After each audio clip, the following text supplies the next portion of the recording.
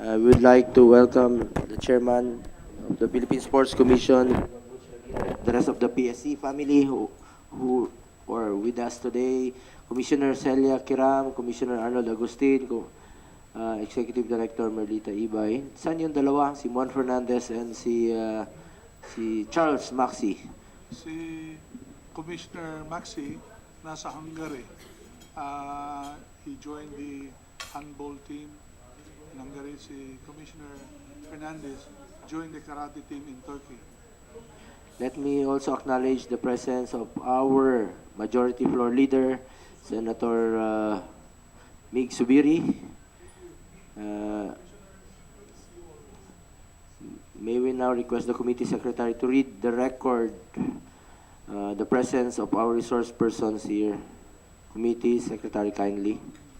Mr. Chair, for the budget of the Philippine Sports Commission for 2020, we have Chairman William I. Ramirez, Commissioner Celia H. Kiram, Commissioner Arnold G. Agustin, Ms. Merlita R. Ibay, the OIC Executive Director, and the others from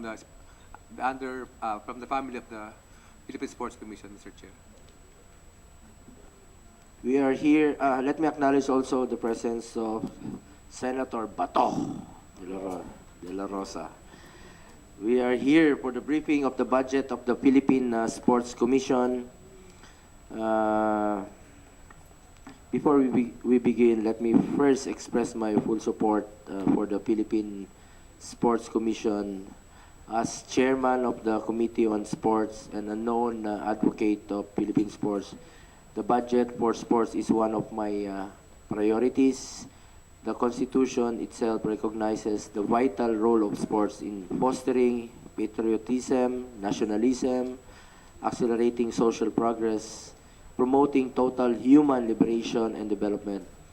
As I have said time and again, sports has the unique capability of developing in our youth a sense of camaraderie and responsibility, while at the same time keeping them away from the evils of dangerous drugs and criminality.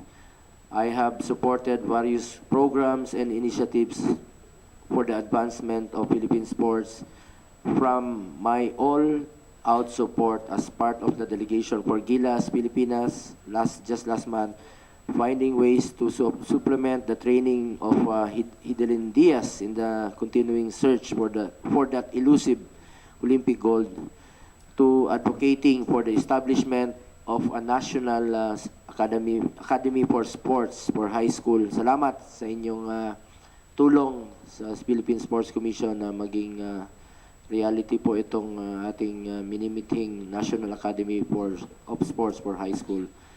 My love for sports is fueled primarily by my love for our country and our countrymen. That is why I shall defend the budget for sports as long as our government ensures that every centavo is directed towards achieving the goals as set out in the Constitution. I will fervently defend it as long as the people's money is put to good use, wisely spent, and used solely for the intended purpose. We will now hear the PSC budget presentation, and our questions will follow after the presentation. Kindly, Chairman, kindly. Go directly to the budget. On page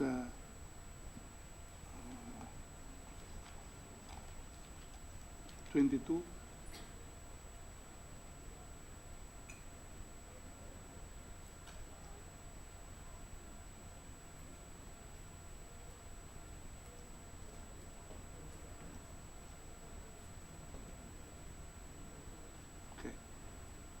Your Honor, together with my commissioners and executive director and other officers, this is the budget that we are proposing for 220. But before that, we'd just like to capture the discussion a while ago that the distinguishing factor between professional and amateur is no longer very clear today, because the amateur and the professional games have evolved. There are games there are games in basketball at the NBA, boxing, golf, and others who are professionals and yet they are representing their own country to the Olympic Games. Yun po, nagbabago po yun. At nung araw, pag sinasabi mo na binabayaran ka, professionals. But pag nasa Olympics ka, hindi po totoo yun because even if we go back to the olden time, the old Olympia in Greece, in Cyprus, in Sparta, yung nananalo ng gold doon, umuwi na binibigyan ng bahay, laureate at saka pera. So historically, even during those time, meron ng mga distinguishing mark between professional and amateur. Okay. Now, for today's budget, forthcoming 220, this is our budget for personal services. We have a total of 71 million. Then for MOA, we have 106. Then for the special appropriation from the general fund, we have 29 million. And for 2020, capital outlay wala po. So total of 207,724 million for 2020. Ito pong PSA, by the law, is focused on two fundamental things, two mandates. One is for grassroots sports program. In a pyramidal structure, Your Honor, in a pyramidal structure, sa ibaba po, ang pinaka-base sa pyramidal sports development, yung sports for all local government units. Medyo, as of records, we have a series of activities throughout the country, pero maliit lang siya. Indigenous games, children's games, women's, consultative meeting, coaches education. As you go up to the pyramid structure, we have grassroots sports program, talent identification sa basic school sports. So dito po yung Batang Pinoy, Palarong Pambansa. As you go up to the level, after Palarong, you have this Philippine National Games with CHED, tertiary, then to the elite athletes at the apex. So itong elite athletes, number 2 naming focus, kami, ang gobyerno po ang nagpapakain sa atleta, nagbigay ng dormitory, foreign exposure, plane tickets, hotels, mga opisina ng National Sports Association, Philippine Olympic Committee. Ang gobyerno po ang nagbibigay ng libre. Okay? So, yun ang perang nanggagaling, hindi po galing sa GAA, galing po sa PANCOR. At ang tawag niyan, NSDF, National Sports, excuse me, National Sports Development Fund. So, yun po. But the GAA, naka-focus lang kami dito sa budget na ito. Good na meron kaming in-step sa PAGCOR na tumutulong doon sa sports for all sa local government units, saka sa grassroots, sa DepEd and other areas. Can we proceed? Next slide. So this is the pie of the 220 budget. Halos Chairman, yes. pakibalik lang po ulit sa ano muna sandali, yung kanina.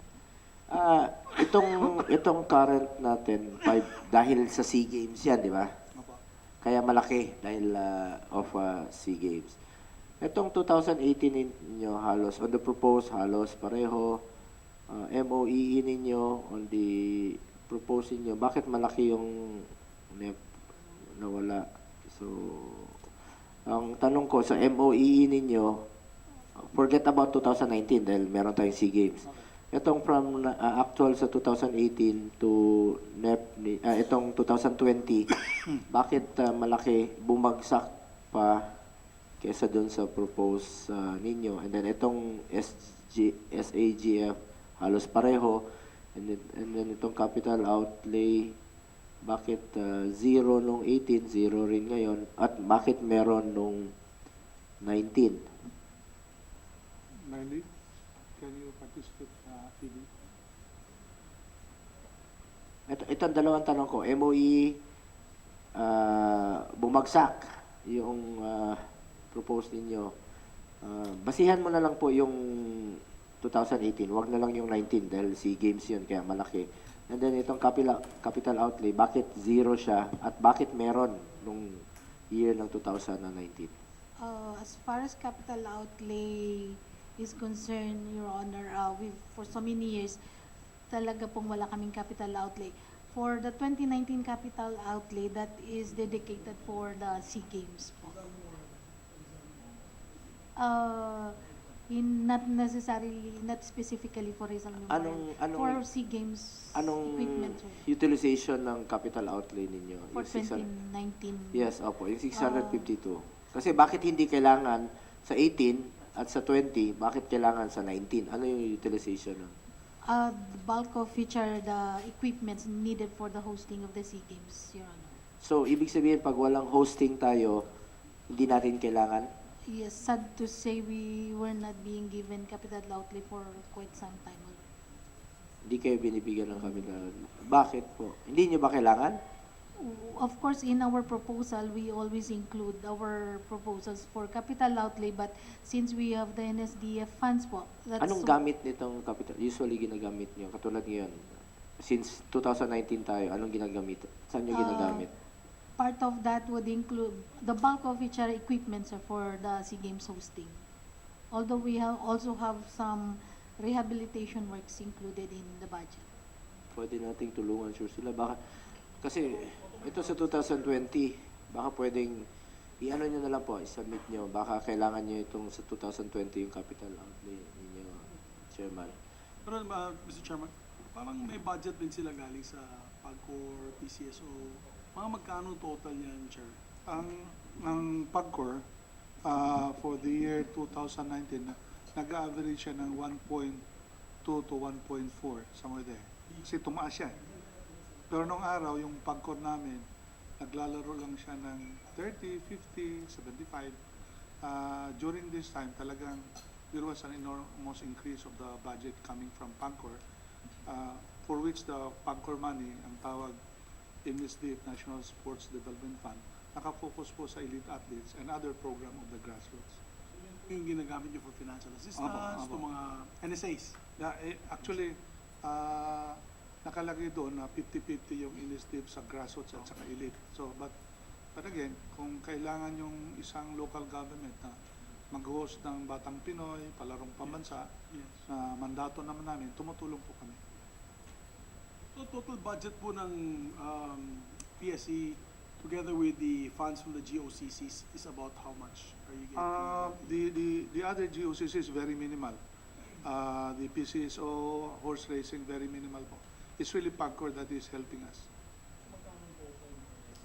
Kung mga less than 50,000 yung PCSO, nasa, ngayon nga lang, 1 million lang. Ang horse racing, mga minimal lang, nasa 10 million lang yata. I'm talking about the overall boss, yung Chairman, yung together with PAGCOR.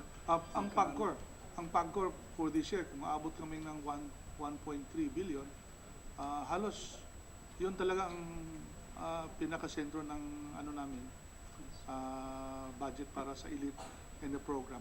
Yung PCSO, National Horse Racing, halos very minimal po yan. Thank you. Do you have any questions? Ako, Mr. Chairman, just to support the budget, I'm here to support. Boss ko yan, I'm heading an NSA. Although we're the cheapest NSA kasi hindi po kami nabigyan ng budget. Dito sa listahan, wala yung pick-up. Wala yung pick-up dito. Ako gumagastos, Chair.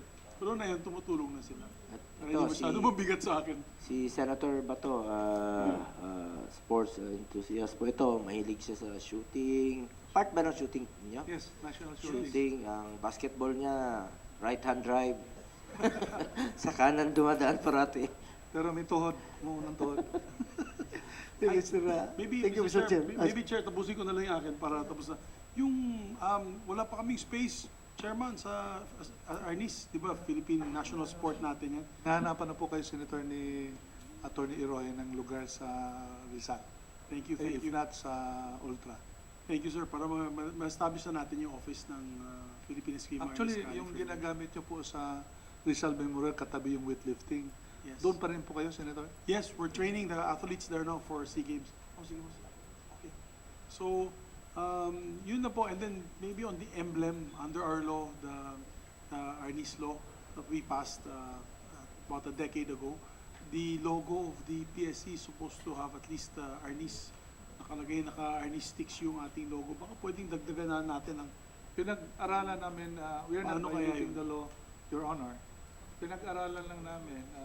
I think UP will give us A design. a design appropriate because the logo, can you show to us the logo of Philippine Sports Commission, please? Sorry, Chairman, kasi I'll be remiss in my duties. Sige, sige. Kinukulit ako ng Grandmasters. Wala Iniisip, tayong iniisip Grandmaster. namin yan. Yeah. Si For example, this Senator one- Bato, Grandmaster yan. Kaya yung kanyang welcome dun, ganun eh. Pugay yan eh, pugay. Ito, Senator, itong logo na ito, yung naka-Y dyan, tsaka tuldok, it's the youth. Yes. He represents for the Philippine Sports Commission with the Philippine emblem. Ako personally, I feel kung saan ko ilalagay yung dalawang Pwede packet. Oo. Ano, no? kasi Hawak mo. sundang man yun, Senator. So, iniisip oo. namin kung yun ang youth na ituturo namin, i-inspire namin, it can be very, very violent. Paka-rebelde dating, ano? Oo, training ng kaya, artist. kaya na, ingat kami kung paano, without violating your law.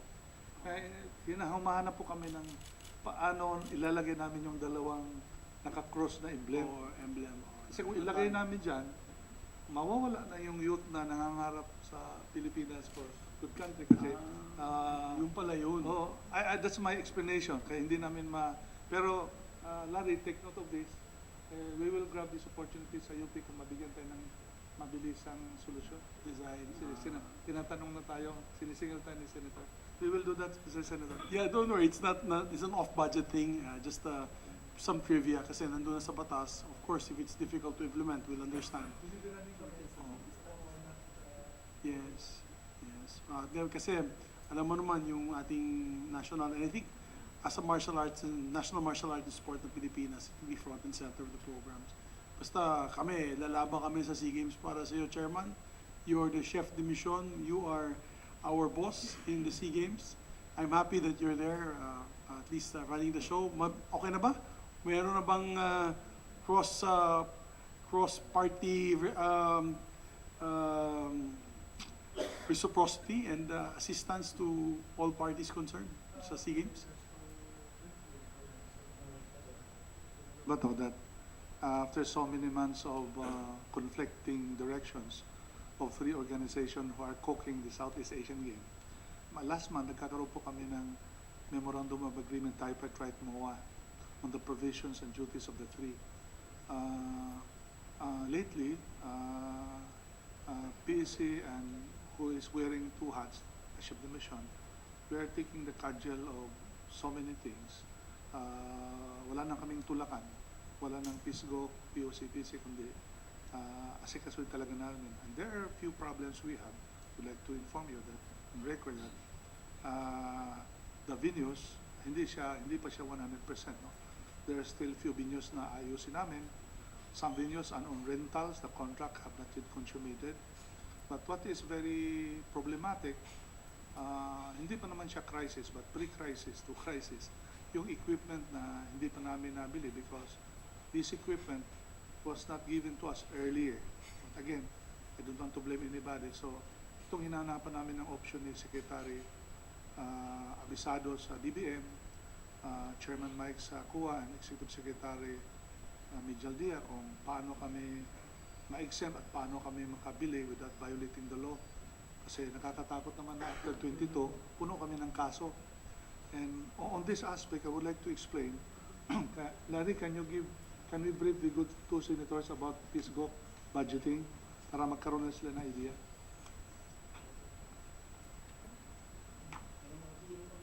Opo. So we can help you also. I know the difficulties. We were with you day one. From day one, we were with you. Yeah, this one. Totoo po yun. I would like to put on record that it was supposed to be Senator Subiri who was the chairman, presiding chair of the PISGO, but something went, okay. Ito, the 6 billion budget, nasa PEC, and the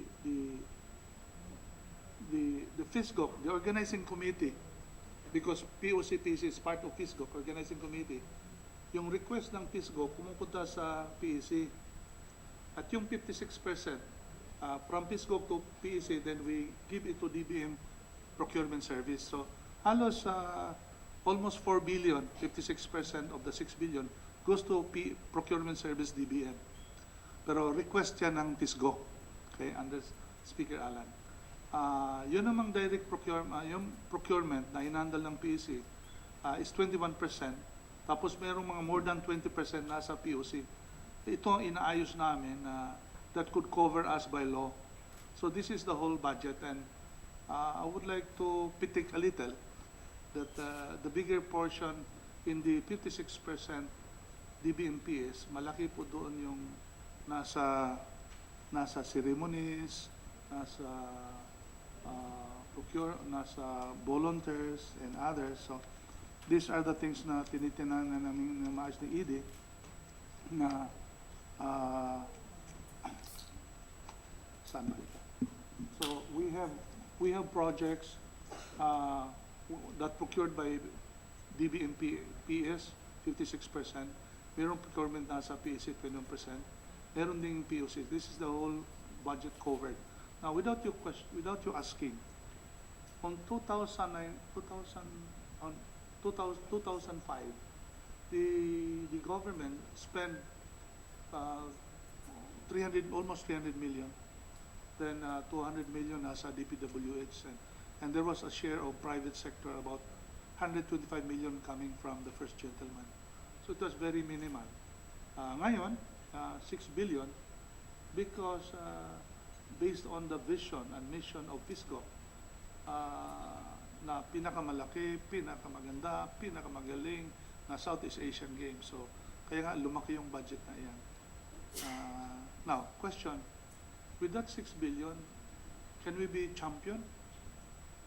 Like 2005, where we spent only 300 to 500 million?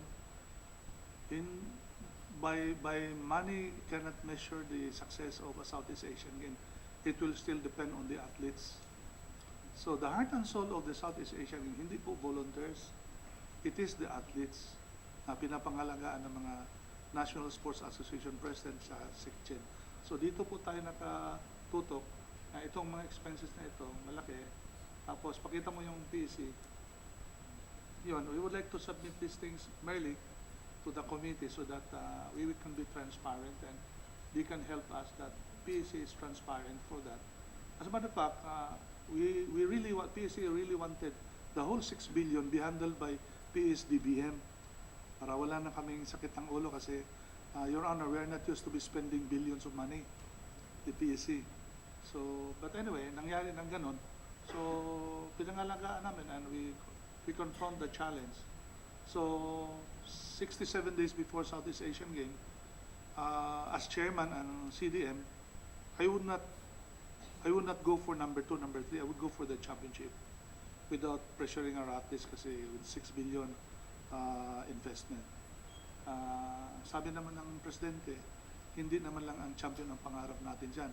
Good hosting, excellent hosting, security, and all other requirement of successful hosting. But ganun pa man, the PEC is under pressure that with that amount, compared to 2005, although nagbagong panahon, we still wanted to be on top of the Southeast Asian Game. So yung mga facilities, Chair, matatapos na ba yung aquatics? I know is already being utilized. Yung stadium natin? Sa venues, except for the track oval and swimming pool sa New Clark City, out of 58 venues, halos 30 venues ang klaro. Yung mga 30 ginagawa ngayon, contracts, rental, changes of venues, kasi yung FISGO at saka National Sports Association hindi magkasundo sa coordination. So pumapasok ang PEC para maayos yung gaps. Kasi wala naman ngayong PEC, POC, FISGO, kundi isa na lang. So inaayos po namin to, but the biggest problem namin ngayon, yung procurement ng equipment. Mr. Chair, or maybe Senator Bato has any questions? Or kasi we only have 6 minutes to go before 3 p.m. Wala, comment lang ako, Mr. Chairman. Yung 2020 budget ninyo, comment ko lang doon, perting gamaya. Kung maintindihan ng kasamahan mo, very, maliit masyado. Ano yun, budget lang yan ng 4th class municipality. Yun lang, comment ko lang. But anyway, alam naman nyo yan kung... Thank you, Mr. Chair. Totoo po yan, Senator. Actually, magte-30 years ang PSC by January. Gumagawa. Mr. Chair, with the huge responsibility in the hands of our chairman, who's the chef de mission and a very qualified and capable chef de mission at that, together with his very qualified team of commissioners, they are doing a yeoman's job in hosting the SEA Games at such short notice. And we must commend them, Mr. Chairman, by approving their budget on committee level without prejudice to increases made by our colleagues, hopefully to increase your minuscule budget for 2002. We will support you, Chairman, to make sure that we can give additional budget to the PSC. So, maraming salamat. I so move, Mr. Chairman. I second the motion without thinking. With no other senators wishing to ask questions, the budget of the Philippine Sports Commission is hereby approved on the committee level and it is deemed submitted to the plenary. Taking into consideration the discussions today, this hearing is hereby suspended.